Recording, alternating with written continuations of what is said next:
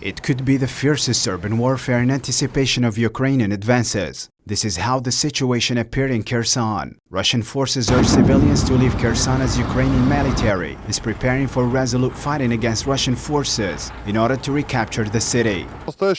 Currently, pontoon transport units evacuate civilians from the city of Kherson and the territory of the right bank of Dnipro River of the Kherson Oblast. About 1,200 vehicles and 5,000 civilians are transported every day.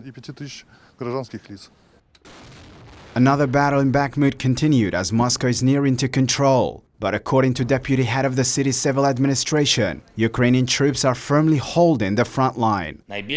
The fiercest military action during all this week was concentrated on the Donbass, that is Bakhmut and Solidar. We are holding our positions in these and few other areas in Donetsk region.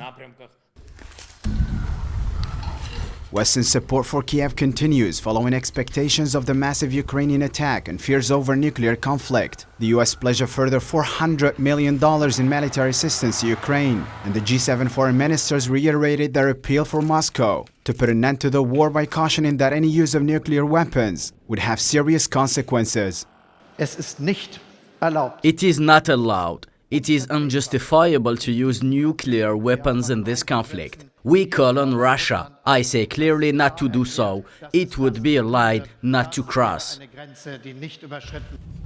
In the northern borders with Belarus and Russia, Ukrainian border guards are strengthening their positions in anticipation of any attacks from northern frontiers. All this time we are here, we have been engaged in the development of the state border. Our main objective is to prevent the invasion. But if this happens again in this region, then we must be prepared to stop the enemy at the state border to prevent it from sinking deep into our country.